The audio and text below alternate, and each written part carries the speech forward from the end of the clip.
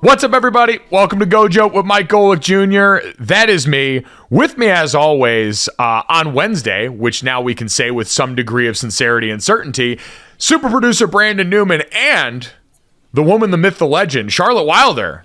Guys, both for the YouTube audience here in delightful matching Patagonia quarter zips because it is winter no matter where you are right now. It's What's that time of year, Mike. It's that time of year, and Brandon and I have we just knew. We were like, he's going to wear the snap tee pullover, isn't he? Oh, you know the names. Oh, I know the names.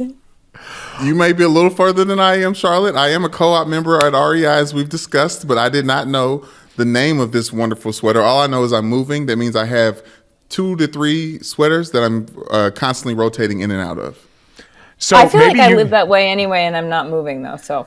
That's true. Yeah, I mean, that's fair. That's part of adulthood, is just rotating the certain few items of clothing that are nearest the top. I've learned that as someone who moved a few months ago and thus reorganized a lot of my life into a different closet setup, is whatever's on top and in the easy access areas has been what I have worn the most. Totally. Now, maybe you guys can help answer this question for me then, because you guys appear to be a delightful wintry mix of humanity right now with the outfit choice. It is getting nearer and nearer the holiday times. We are knee deep in this. Does Michael Bublé exist outside of December?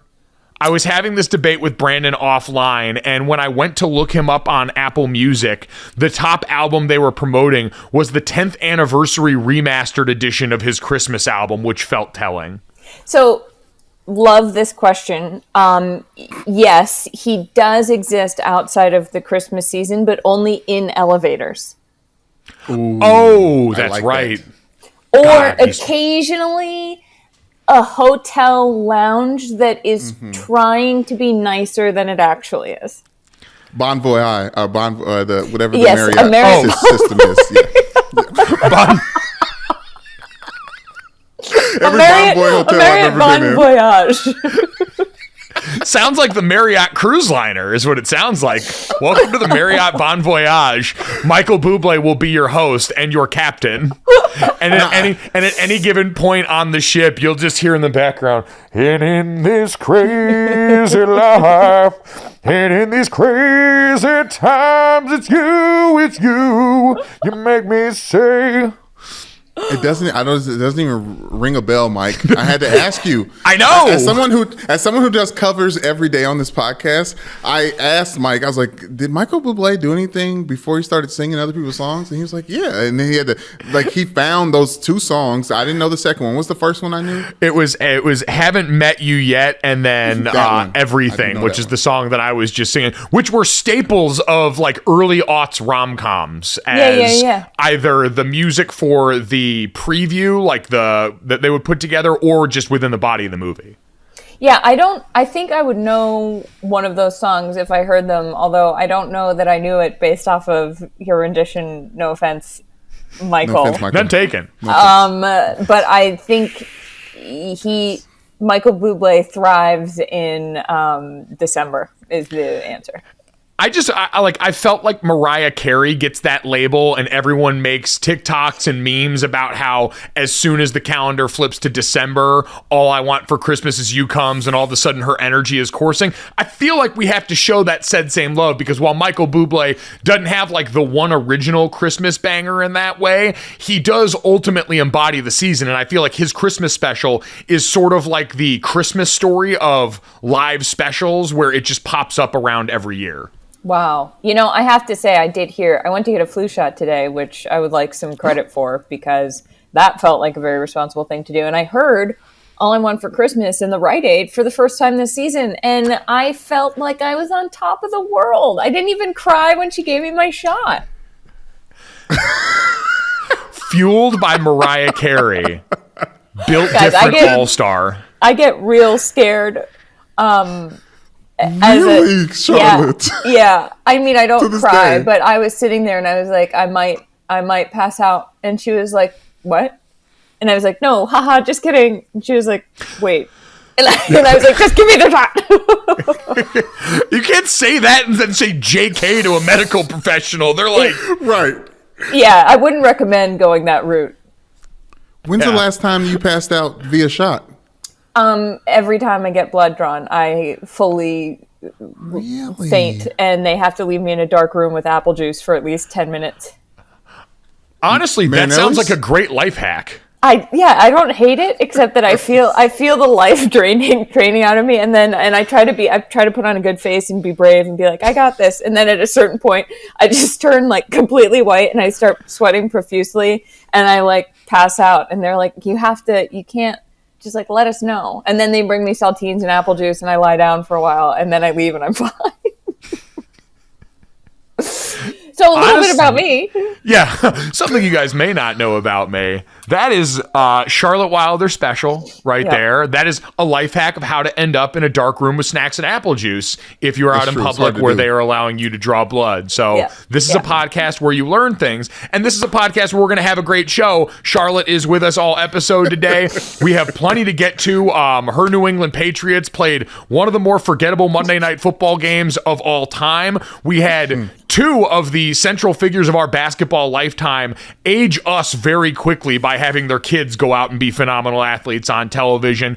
And guys, we've also got, I think, a very interesting style move from one Drake. So we got a lot of things to get to here on this episode. I would be remiss to starting things off before we get to a lot of the fun if we didn't mention the absolutely shocking and devastating news out of the world of college football with Mississippi State head football coach Mike Leach passing away very unexpectedly Monday night at the age of 61. And I didn't know Mike Leach personally. I didn't have a lot of interaction with Mike Leach, but it was impossible to exist in the college football space without being aware of one of the most larger than life characters that the sport had to offer. And Charlotte or Brandon, I don't know if you guys had any experiences with him, but really there's a lot of stories being told right now because that was kind of how Mike Leach operated. If you were within his atmosphere, he pulled you in and he was just going to go. And it was whatever came to his mind. He had varied interests. He wasn't without controversy. There are parts of Mike Leach that were things that we didn't always like, things that I didn't always like, but he was an incredibly round character in the sport and someone that certainly from an on-field perspective, between the air raid offense, between the coaching tree that he produced that includes guys like Dana Holgerson and Dave Aranda and Cliff Kingsbury and Lincoln Riley, has left an indelible mark on the sport that will be one of the most unique legacies it's ever seen. So very sad day. Obviously think of his wife and his family and the people that are closest to him, but just incredibly stunning how quickly that news started to circulate Monday night that he was in poor health, or excuse me, Sunday night that he was in poor health, and then into the way that it ended Monday, just incredibly sad. Yeah, I think what you said, I think to me, when I think of Mike Leach, when you reading all the obituaries, reading people's tributes to him, he was obviously a complicated person. I think when he was alive, I've had very conflicted feelings about him, but I think it's impossible to say that.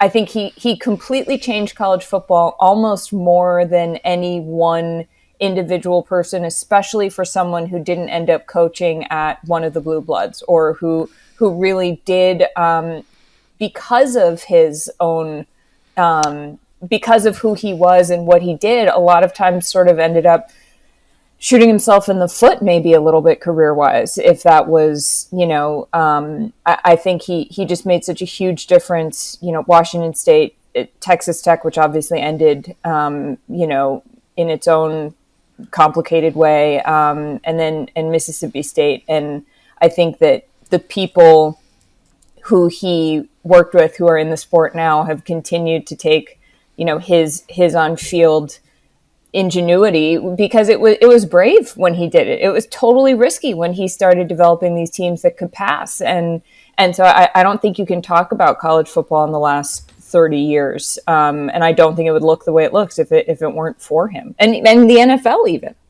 Yeah, I was going to say that trickle up, and we see it in college in a variety of ways. College is traditionally a level that's got to be a little bit more creative with the resources because the talent is so uneven and the landscape is so vast. And what him and Hal Mummy did as the architects of this offense at Iowa Wesleyan, at Valdosta State, that became Kentucky, that became Texas Tech, is, you're right, something that we now see. The reason it is almost ubiquitous now that you don't blink when you see these air raid concepts show up in the NFL is because of that, him as a coach, him and what Hal did, and that Texas Tech staff that you can go back and look at and watch it branch out into the tree that it is.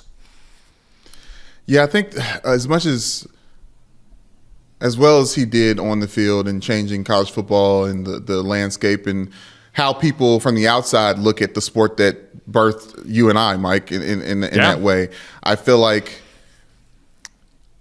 as complicated as he was, I was appreciative of him being himself at all times, almost to a fault, because I think it showed other coaches how they can show a little bit more personality, and they might actually get rewarded for it a lot of times. We obviously, Trevor Sycamore has been on the podcast. His fiance, Alyssa Lang, after a game, famously asked him about getting engaged, and he gives this great sound bites, and I don't want to kind of minimalize it to that, but that is how these coaches and these players and these entities live on in a very real way, especially with us as people who consume them. So I think it's very sad to see that he was just gone so quickly, especially like getting into the end of the season. Like, I feel like we weren't done with this college football season, but as every college football team is different year in, year out, it feels like college football as a whole that's already changing like in mass shifts every day and every year, especially after COVID and after NIL deals. Like now with Mike Leach gone, it feels like it really is pushed into a new territory completely. Yeah, it's strange to try and comprehend this space without him, because to your point and to Charlotte's point, he was somewhat of a renegade within the sports and existing on the outskirts. And I think in college football, I always have a fascination with people that are managing to win in places where you have no earthly business doing so. I think, you think of Bill Snyder at Kansas State and what he was able to build, certainly I think is at the top of the list. But to go into Lubbock and to be the author of a moment like we saw when Texas Tech upset Texas, that Michael Crabtree catch that will live in most of our brains who grew up in that time period, will have that play stamped in us. But then to be able to replicate that at Washington State, to see what was going on at Mississippi State under his tenure now, it's just, between that and all the stories, it is really, really hard still to try and grapple with this. I think everyone's still kind of coming to the grips with the reality of this situation. And so we've all kind of said it in one way, shape, or form. He is a complicated, very varied, very full person in every sense of that word. And however you view him, and there's certainly going to be a time to talk about that, but for now, I think the central thing of this is it's just impossibly sad. It's impossibly sad to watch how quickly he was ripped from the world and ripped from so many people that cared about him and did have a relationship, and we will all certainly miss Mike Leach. So that's something I know we all talked about before, wanting to make sure that we got in there, because even if you didn't have a relationship with Mike Leach as a person around college football, you still in some ways did, and I think that says a lot about the person at the helm of all this. Can I just say one more thing about him that I think for me is the biggest takeaway? I love that his ethos was learn 20 plays really well. Make sure that you know these 20 plays inside and out. You can do them with your eyes closed, as opposed to trying to get fancy with it or tricky. I feel like that's just, not to be corny, but such a good life lesson, which is like, get really good at the fundamental things you want to be good at, and then add on to those, because that's really at the heart of being very good at anything, is making sure that you've got those building blocks. And I think that it can be very tempting to want to skip those building blocks, or want to believe that you can get fancy sooner than maybe you should. And I really like that way of operating. Yeah, it really is incredible to think about. And it's one of the biggest lessons I know I always took with sports is sometimes there is just no substitute for repetition when you understand that something does produce results and you've got that proof. So incredible on and off the field for that point, certainly, Charlotte. So, again, thoughts and prayers to Mike Leach's family, to the folks at Mississippi State, Washington State, Texas Tech, everyone who's been touched by Mike Leach's tenure in and around this sport. As we always say, no easy transition, guys, into talking about the normal stuff here, but we will do just that. And Charlotte, since we've got you here and we're talking about legacies and history, I was very curious how you felt, as we're all age-wise peers, on ESPN last night, or I guess it was 2 nights ago as the release of this podcast, watching LeBron James's son and Carmelo Anthony's sons play basketball on TV the way that we watched their dads at one point do when they were at St. Vincent St. Mary's in Oak Hill? I was shocked, to be honest. I didn't know that that ESPN2 was putting on their big high school, what was it? King of Christ. What is the school in Queens, in New York? Oh yeah. So it was the Geico High School Showcase. It was Sierra Canyon where Bronny plays, and then Christ the King where Carmelo Anthony's son plays, Keon. Yeah, and it was late on the East Coast, and I had just watched the Patriots somehow win one of the ugliest football games I'd ever seen, and then turned to ESPN2, and I was like, I'm sorry, what? I was like, first of all, LeBron is supposed to still be in high school because I'm supposed to still be a few years younger than he is. And now I'm watching his son who looks exactly like him. And then I'm watching Melo's son, somehow sink this absolutely beautiful 3, touch it.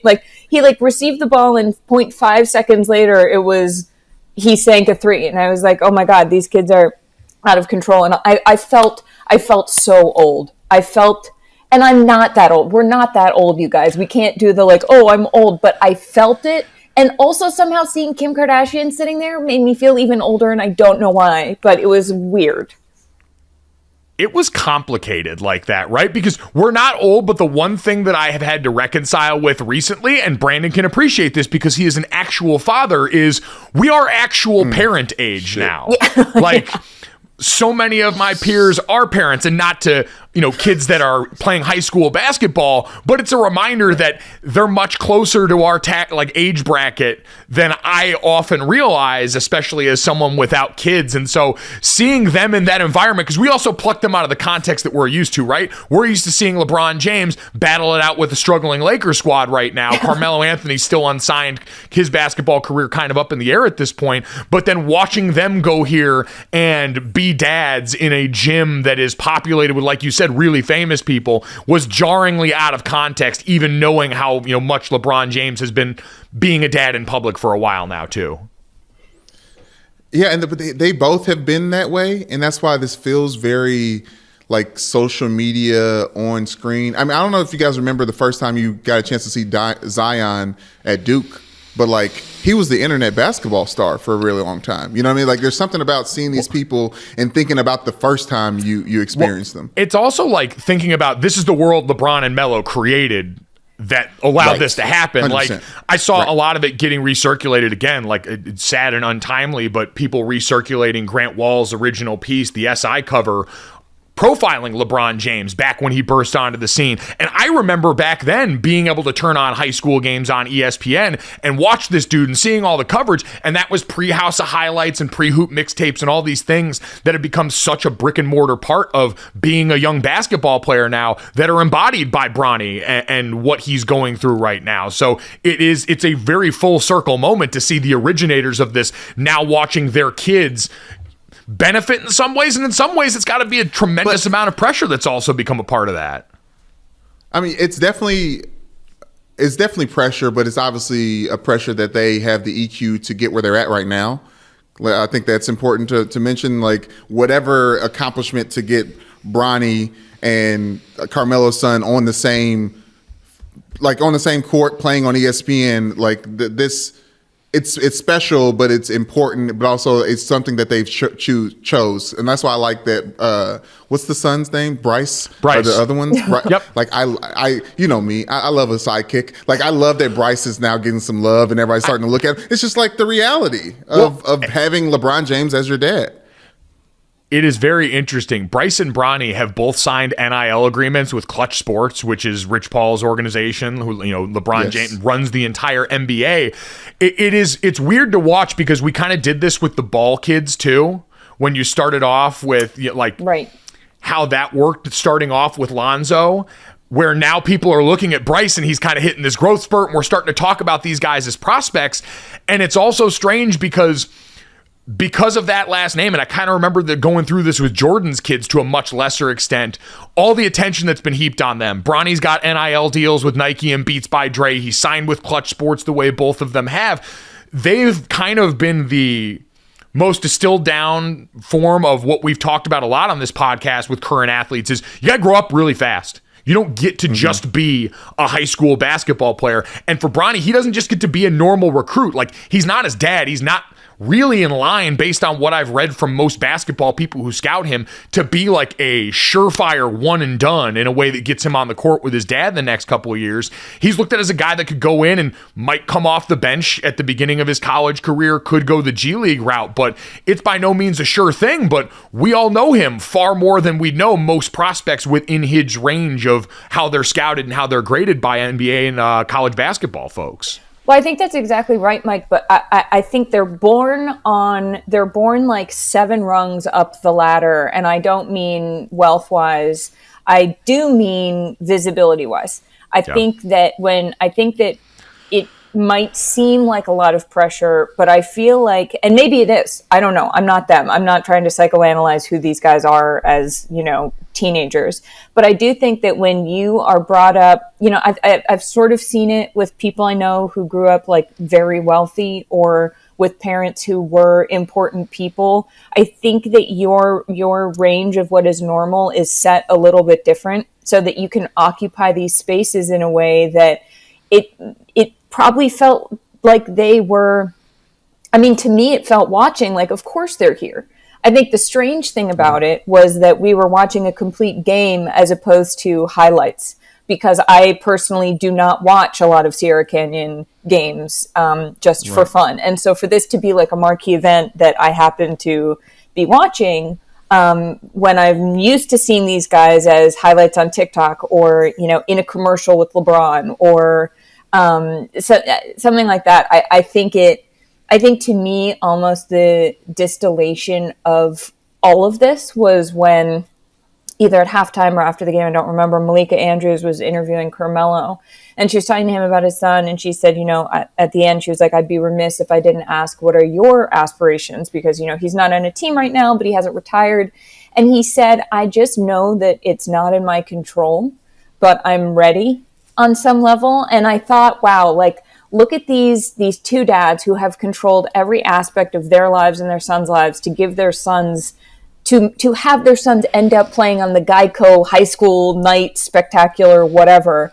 And even they are on some level at the mercy of what these teams need, what these leagues need, for their kids, what these schools need. Like, you can control so much. And then at the end of the day, Carmelo is not on a team right now. And I know he's older, but like, I think influence and last name get you really far. And then your talent really has to actually get you the rest of the way, because that's how it works.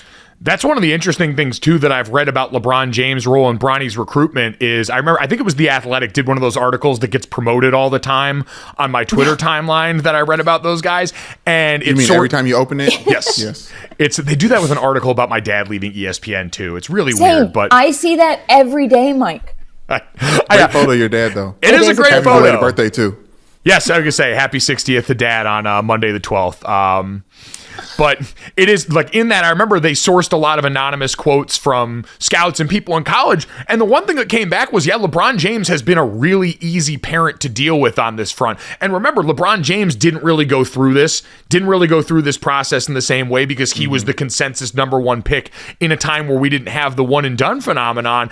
And so going through all of that, having him be in the wings is going to affect Bronny's recruitment. It's going to affect how people look at and process this situation because you're going to get this kind of attention. And it's the reminder of what Charlotte said. You're right. These guys probably do have, and I think EQ, the emotion, the emotional ability to handle all this stuff, they've probably got it because this has been normal their entire lives. It's just going to be watching other people react to it as they go along and allowing them the opportunity to become the basketball player that they're going to be, regardless of what goes along with it. Because again, in this game, Kim Kardashian and Khloe Kardashian are sitting courtside. Kobe Bryant's oldest daughter, Natalia, basketball wives, people, NBA, Kenyon Martin was there. Nick Young, current Lakers were there. It was everybody that was in this little gym watching all of them play. And it was just completely normal for those guys. Like we had Taylor Swift come to our football practice once when we were at Notre Dame. And we could barely get to stretching lines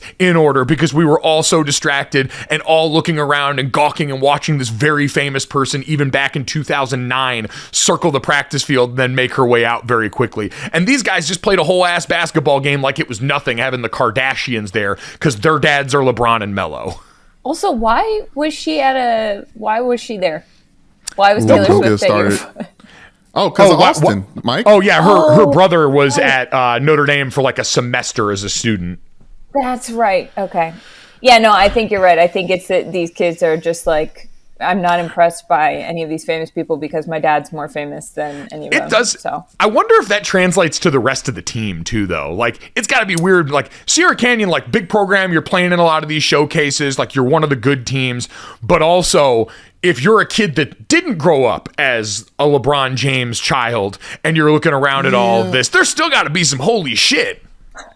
Yeah, but everyone at that school is, Kim Kardashian is there because North goes there. You know what I mean? Like everyone at that school is famous adjacent. Something like Santa Monica High School. If you remember, if you've been out in LA and realized like there's some school names. There's like, oh, that's where. Is it Pembroke? No, that's in that's 8 Mile. Yeah, yeah.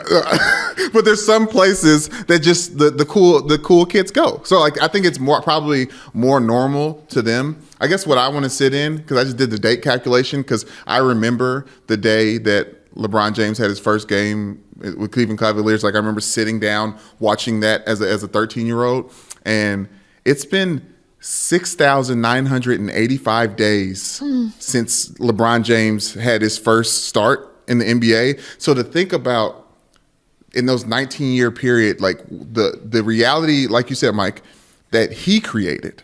Yeah. Right? Like this is like the world that we're living in is one that he gifted us in a very weird way. It is very weird, and you're right. Like it's changed a lot in that time period, and we point to the NBA all the times and all the ways that he's kind of changed the way players move and the player empowerment movement and all these different things. But I do think it's interesting now, and I guess my biggest takeaway from all this was kind of going back to the beginning, which is I hope stuff like this, as we see more of it, and especially because I'd imagine LeBron James and Bronny James's recruitment are going to continue to be a really high-profile thing when he finally does decide if and where he's going to go play college hoops or if he's going to go play in the G League. Watching him handle all of this stuff is a window into what a lot of players in college sports now are having to do. We went through this with Arch Manning not too long ago, and we saw how quiet his family kept that and how out of the spotlight everyone with the last name Manning kind of stayed in that entire process leading up to him committing to Texas, but we still haven't gotten to the point where he's on campus and on the field, and that's going to be the next test for this. And watching these young people handle this, even the ones who don't have the famous last name, but who have made their last name famous through their play, they're dealing with more than any of us had to when we were coming up, and more than any athletes have at a time before that, at least in the fact of having to be business people long before that. So as people look around and say negative things about the portal and what they think it's doing to the game or what they think NIL is doing to the game. They learned from everybody else around these sports, and now they're having to learn how to handle it. And so I'm just saying allow some grace, because they're learning to do all this as 17 to 22-year-olds. And we all know what a volatile time in life that is. We all kind of do the thing where, depending on the context, we treat you like more or less of an adult at that age, depending on what we're talking about and what point we want to make. But I think the further I get from it, the more I'm like, yeah, you're really young, and there's a lot you're trying to grapple with at that time. And we just added even more, and it's important because it can make you a shit ton of life-changing money if you hit it right. I think I would love to take heed to every word that you just said, because the elephant in the room is you had to grow up like this, Mike. Like, you grew up with the last name. Like, your dad did really well on the football field, and then he did really well behind the mic, to the point where you had to experience and navigate all this to the point where, like, and this is something I'm telling you for the first time, but like when we were start texting when I was in high school, people were like, oh, who you texting? It's like, Mike and Mike in the morning. Like his son. Like, I think we're becoming friends. You know what I mean? Like, it's just like that level of notoriety is something that you had to navigate through your entire career. Yeah, well, and you just grow up, Charlotte hit on it, you grew up getting used to different things that are a little bit abnormal for some other people. Like, I always just called it the fishbowl. You got used to what every, I think, athlete learns at some point is you've got more eyes on you, and this is for any position of notoriety. When you get to a high level in some sort of job, you get more eyes on you, and so people are watching what you do, and people are watching especially for your mistakes, and so you've got to be cognizant of that, because you also don't affect just you. Like, whatever Bronny does when he gets out of college campus is going to reflect the James family name. Like, I got arrested my freshman year. Guess who had to talk about it on Mike and Mike the next day? Dad. Hey. Like, it didn't affect just me. So did I, Mike. Did you really? Yeah. Let's go. But my dad didn't have a radio show, so he didn't have to. Yeah. Squad. Anyway. Damn. Locked up. Minor intox. Let's go. Oh yeah. That's She didn't say what it was for. I mean. You don't got to say what it's for. You don't got to. I just, again, like, this is the fish bubble thing where I'm like, oh yeah, this is what I got arrested for because everybody already knows. And yeah, like, mine was a fake ID. Come on. Oh yeah, listen, who among us? Right. I was the one who got that. No, I think that's true. I think it's also interesting to hear you say that from the perspective of being the kid who had to grapple with that, because I went to a prep school in Boston where, like, a lot of the wealthiest people in Boston sent their daughters. It was an all-girls school, and like to the point where I didn't know that. You know what I mean? Yeah. Like, my family didn't have the kind of last name that was on, like the Harvard baseball field or the Duke Library, or like, and I think that when you grow up in that, and for me, it was only after sixth grade, because I only started there then. But for me, it was it was the coming out of it and being like, oh, looking back, that's who those people were. And I wonder if for the friends or the people adjacent to the kids of athletes, or even, the friends of Arch Manning, I wonder if it's only later that they're like, oh, holy shit, that was actually kind of a big deal. So again, and I want to make this clear, because it's nice to not know, is what I'm trying to say. Yes, I think for that party too. Like, I'm not comparing myself to these people. They're infinitely more famous, and these guys are infinitely more talented than I ever was. But you guys talked about that circumstance is somewhat similar, and I can tell you it does make you very guarded, because you look at everyone and go, "What do you want?"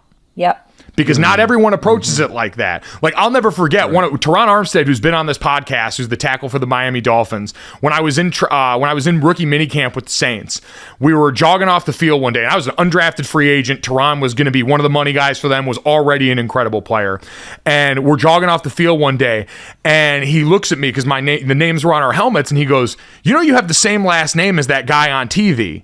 And one of the other tackles was like, Teron, like, what the fuck are you talking about? You see the junior there, but didn't know and didn't care. And there are some people that you come into that's just kind of refreshing. And again, it's never like this is a burden, but I say this is not a complaint at all, because having a last name the way these guys have, and the way, to a different and lesser extent than I did, means that so many of the things that you want are accessible. Part of that's also being a white man in America. Like, throw that into the mix as well. But having that means so many of the things that you want are accessible, but at times, most of the things that you have never feel like they're yours. And you always look around at your accomplishments and the things that go on, wondering, what is mine and what did I actually pull from this? And you kind of learn how to live with that. That's why my 17 starts at Notre Dame, I hold them real tight because Dad couldn't play on the field for me. Like, that part, like, whatever else people want to say about that, I look at those and I go, all right, those are really special to me because I know I did those things and that was what was in my control. And so it's just, again, none of it's a negative because there's so much positive that comes with it, but it just kind of changes your vantage point on a lot of the things that you do day to day. I love hearing you talk about this stuff, Mike. Like, I remember when you did Katie Nolan's podcast maybe 2 years ago, and you really opened up about this. And I remember listening and, thinking, like, what a self-aware, generous spirit to understand all of that. And I think that the best we can hope for these generations of athletes who I also think, we didn't have Instagram when I was in high school. Facebook was enough. And I logged on maybe once a day or once every other day with a friend, with like my friend's sister's, Hobart and William Smith college email or whatever. Like, to not have, Facebook photo albums felt like enough of a liability. To have the ability to be tracked from the time you're born is, I think, hard for everybody, but it really ends up being a huge part of those kids' lives. So I think the most we can hope for them is a kind of self-awareness and grace and understanding of, the fact that the only person who really can ultimately play on that court is them. Yep. But, and they'll hopefully all figure that out. Like, it's going to be just fascinating to watch because it's such a unique set of circumstances there. But, where you can simultaneously admit what you've been given and then still go out there and try and earn of your own. All I'll say is that when someday you have my kids on your, huge show and they're telling you how difficult it was to grow up with the titan of a mother, just replay these clips. There we go. Send it back. Send the little Wilders here and make sure they know exactly the groundwork their mother laid for them. I'm just saying it now. Charlotte, you wasn't in these streets on MySpace? Because I got caught up all the time in MySpace. I remember that was the first time I realized that there was a delete folder. Like, my girlfriend in high school was like, give me your password. I want to see. And I was like, all right. I deleted all the stuff that got me in trouble. Then I gave her the password. And then she went right to the deleted file and had all of it in a little dossier. It was the Twitter files. For me, it's MySpace files. It was bad. It was bad. So like, because of MySpace, I stayed away from Facebook. Mike, you can attest to it. Yep. I didn't have Facebook at all, and it was actually Mike's little brother Jake and Kyle Rudolph who started me on Twitter. So I thank them for that. But I just stayed off of social media completely. I was like, You're much smarter than everybody else, Brandon. Not gonna catch me slipping. No. Not again. That was what they used to do, Charlotte, at the start of every football season, or at least for a few football seasons when we were at Notre Dame. They would bring in a social media consultant, like a company, that would come in to teach us about how to make sure we were using social media properly. Because at that point, we had gotten it during college, but some of the players that were coming out of high school when we were juniors and seniors had it for a while. And so they would bring in this company and they would kind of follow request guys, and you wouldn't really know who they were. They would go in and they would kind of look, and then they would just pull up a bunch of these wild tweets that these high school recruits had sent out, and they would put them on the big screen in front of us in the team meeting. And they're like, you are not just talking to your friends when you are on this here Bird app. You are projecting this where other people can see it. And it was one of those very wake up core memory moments where it's like, oh yeah. And I, again, had already kind of been aware of this because we came to this as college students. And so we had a little bit of a different relationship with it. But for these players that had grown up with it, it was a wake up call. Mike, I think it was stuck with us so much because what they did was found some pictures that some of us had posted. It was a quick slideshow of like, these are the things that are out there that you guys have posted that would get you in trouble moving forward. Wow. And it was like when it was like fun, like, look at Jamoris and his wife. Okay, I almost said the bad word, but like look at this old photo of this person doing this crazy thing. Like, oh, that's funny. It's like, yeah, but he has got a beer in his hand. There's something on the table. There's this, you know what I mean? Well, and they were like, eventually employers will be looking at this, even beyond what you want to do as a player. So, yeah. It's wild, man. So best of luck to these guys. It is a lot of pressure, and we are already getting to see into their lives in a way that is uncommon, but they can thank their dads for that one. Thanks, Dad. Yeah. Thanks, Dad. Thanks, Dad. Oh my God. All right, guys. This podcast is always wonderful, but there's a very important element to it that comes at the end of every one of these podcasts. It is a unique responsibility for our friend Brandon Newman, where I've got to ask him the question. Brandon, do you know what time it is? Yes, Mike, but I don't think I'm ready. But let's do this, okay? Holly jolly Christmas, this, that, and the third. That might have been your best yet. Uncut. Raw, incredible. And the chopped and screwed version. Was there even a beat? Who's to say? Listen, only God can judge. That and, well, apparently you also listening too, because as always, download, subscribe, rate, and review Gojo wherever you get your podcast. Leave us that 5-star rating and a review. And give Brandon some love. You know what? That's a real man in the arena moment, because there can be a lot of critics, Brandon. There can be the people that sit out here and throw stones. You're the one in the arena actually doing the thing. Yep, and you're really doing it. Thank you, guys. I'm trying to fight against perfection, so I just kind of ran into being terrible today. So I loved it. Go. There is valor in the attempt, as always, guys. Valor in the attempt. Let's get to this, that, and the third. Three quick stories to finish off the day on here with Brandon and our friend Charlotte. Let's start off with this one. We talked about this a while back. The NBA has a ton of trophies that they give out at the end of every year.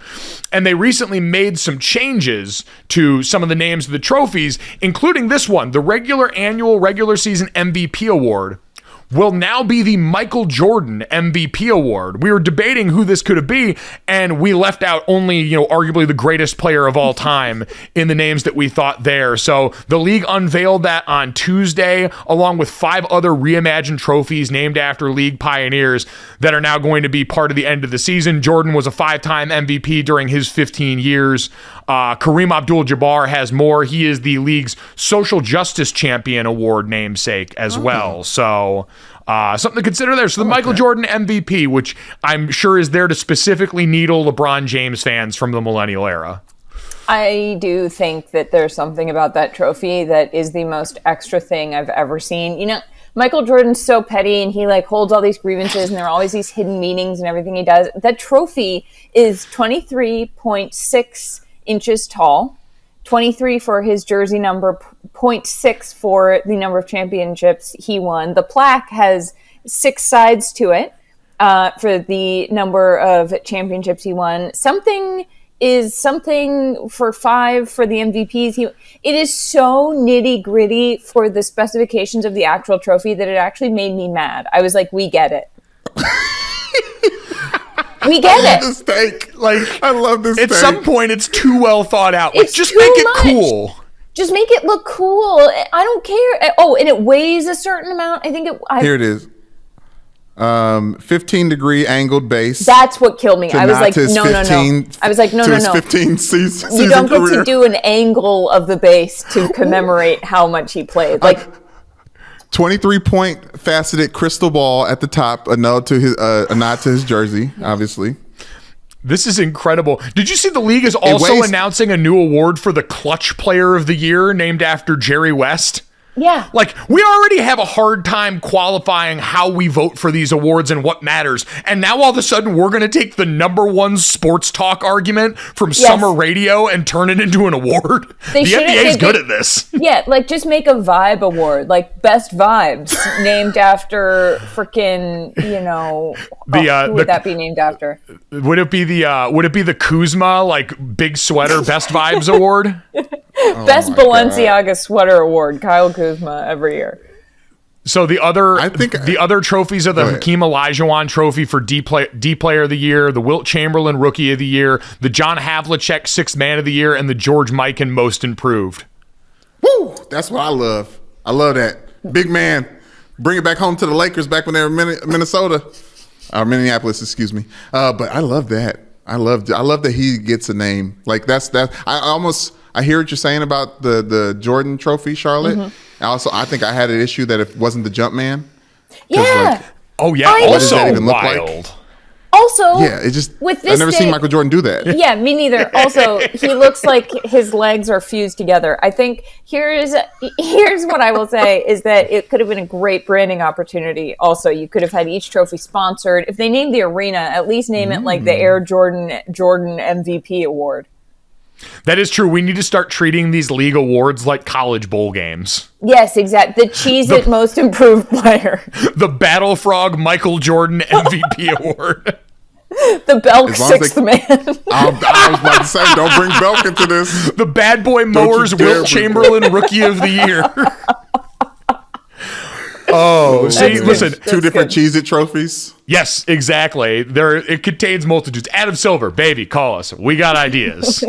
I feel like this is connected to the LeBron James, Carmelo Anthony Sons playing thing, because I feel like now everyone can finally like turn a page in a chapter. Like, we're so old now, right? It's down the line that the next generation is coming. Let's change the name of the awards. Let's stop playing around and give the MVP to Michael Jordan, or the Michael Jordan MVP award. It's probably been in the works for a long time. Can't wait until LeBron James inevitably in the middle of January says hopefully one day the MVP award will be renamed for me after my career's done. Stop. He's gonna say it. I just need him to sprinkle it in there. Just do it. And also, he's not going to win. It's ironic that now he's in a position where he'll never win a Michael Jordan trophy. Oh my God, can you imagine them having to give LeBron James the Michael Jordan MVP award? Oh, it has to happen now. Oh my God. We need one resurgent season just so we have the potential for this. I'm betting on Bronny getting it first. Yeah, I'm betting on Bronny getting it first and then peeing on it like Drake does Grammys. Oh my God. We'll get to Drake in a minute. Why don't we get to that first since Brandon's peeing on people now and talk about something a little bit more wholesome. I thought this was interesting since we've talked so much about celebrities intersecting with sports today. Gary Bettman said that he had a conversation recently with Ryan Reynolds about joining the Ottawa Senators' new ownership group. They got put up for sale in November after the death of their longtime owner. And Reynolds talked about on the Tonight Show with Jimmy Fallon potentially being a part of this group. And it's interesting just because we're coming off of, and I haven't watched Wrexham FC yet, the show that they did about the soccer club that Ryan Reynolds became part of in the 5th tier of English soccer, along with Rob McElhenney. And it's just interesting to think of now if that's something that people looked at and thought, oh, maybe we can replicate. Like, would an NHL team maybe look at something like that in the wake of what we saw with Drive to Survive and now this as an effort to bring eyeballs to a sport in a different way? I think absolutely. I think that this is going to start happening everywhere. I mean, the only reason that most people know of Wrexham FC is now because of that doc. And then that's going to bring in turn eyeballs to the other teams that they play. And then imagine if you get something remotely interesting about an NHL team. If you get hockey players to actually say something that isn't like word salad of iceberg lettuce, like lettuce. Wow. I feel like we're gonna start seeing. I feel like you could say almost Hard Knocks was the original, sports look inside reality show, but done by the league. So how, if you're really going to do it, I think you really have to do it and give people something juicy. No, completely agree. I mean, especially for us, Hard Knocks, but they're doing regular season Hard Knocks now because people eat this stuff up. There's an appetite for it. And so it's interesting to consider as a strategic move by the NHL in that regard if he does end up becoming part of that. Because for the commissioner to say it, I think is calculated to throw that out and say, we would love to have you for X, Y, and Z reason. Look at his social following. Look at what he brings to the table. Look at the proposal. Protect Sandra Bullock's dog at all costs, am I right? Charlotte, would you consider the proposal a Christmas movie? I wouldn't, but now that you're asking me, should I? Brandon isn't tried that to where put it in his top 5. Isn't that Sandra Bullock and he like her dog almost gets carried away by an eagle? Yes. As she is trying like a to summer movie.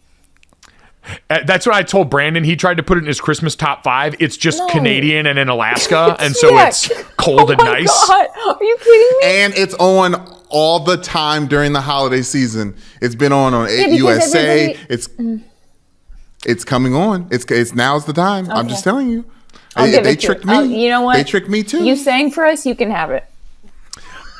All right, let's finish this off the right way, guys, and get to the third. Drake. I don't know what this one is. So, celebrity jeweler Alex Moss told TMZ that Drake had a newly designed piece, a diamond necklace with 42 engagement diamond rings for all of the times that he has wanted to propose. There are 351.38 carats in the diamonds. It's made with 18 karat white gold using an eagle claw technique, and it took 14 months to make and debuted at Lil Baby's birthday concert in Atlanta last Saturday. 42 rings, 42 diamonds for the 42 times he has wanted to propose. Brandon, defend your guy. Why because you're the Drake stan on this podcast, and I just want to know what your thought is on this. I think it's brilliant, Mike. As our artists and our entertainers tend to dip into different realms that they want to mess around in. Drake has a perfume line out. He's done a bunch of other things. Now he has jewelry. The most expensive of jewelry is with all these different cut stones. Mike, the piece of jewelry is beautiful. It's beautiful in its simplicity. It's also beautiful in its gaudiness. It's beautiful in its just dripping in wealth. And the concept is, what's the name of it again? Previous Engagements is the name. Previous Engagements is the name of the necklace. Thank you. Previous Engagement. There's something to it, Mike, that just feels elegant and classy, and it should be in what's the name of that store that's like all crystal in the mall? Like Tiffany? Swarovski?